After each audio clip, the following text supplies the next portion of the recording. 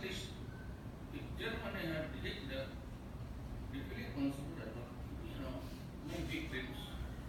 Tama There to po. be all criminals. Finish the problem of my country and save the next generation. Okay. Please. Okay. So the president, in a way, saying, for you to tell me what to do about the killings if you aren't merciful towards them. Is that fair? I mean, I know. I think we all know what he's trying to drive at, and we get it. I think where we find discomfort is in the way it's being said, how it's being said. There's a better way of doing it, and this is why I always have to go back to what I said earlier, that he has to process with his team what needs to be said. And there are also certain protocols to follow. If there are controversial statements that need to be said, perhaps maybe he can give it to somebody to say for him, to give him a way out as well, right? But here he's boxed himself in. We know that he wants to rid government and society of crime and corruption because it's out of control. That's why he declared a state of lawlessness. And the drug proliferation problem is a good example.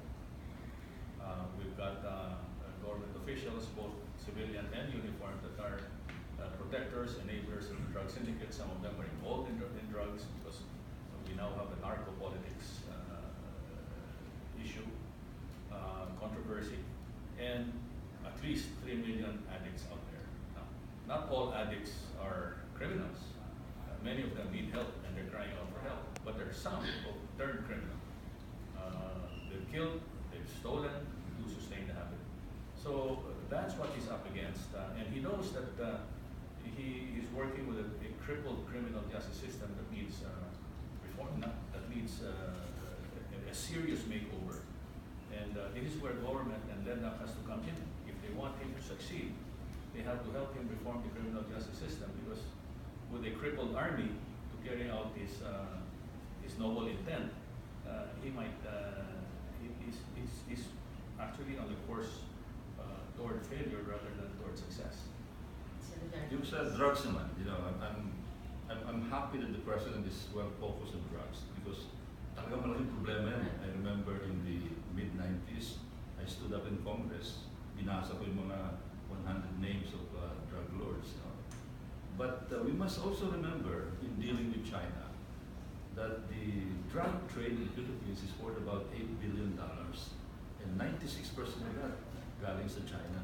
Yun ang hindi ko ma-reconcile kung bakit hindi natin pinofocus yung source din.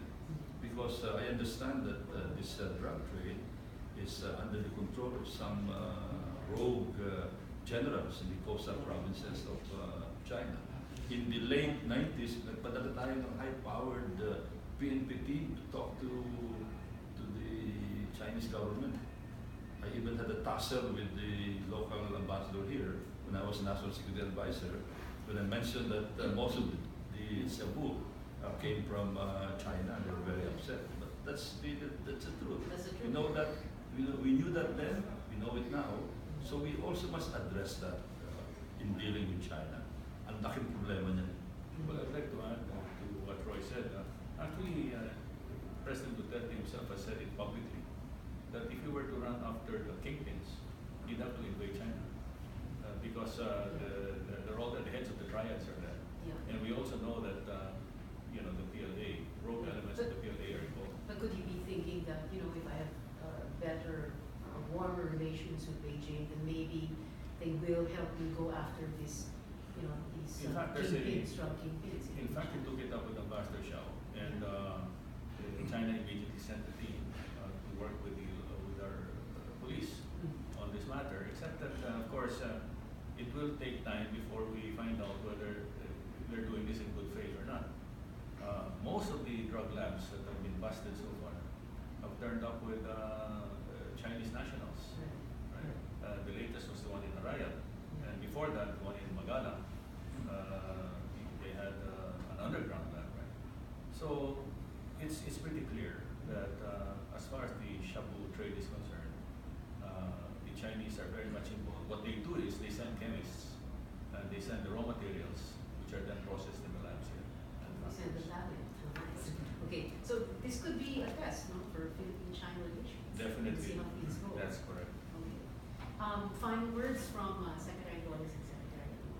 Well, in my case, as I said, let's welcome opening very good diplomatic ties with other countries, even with China.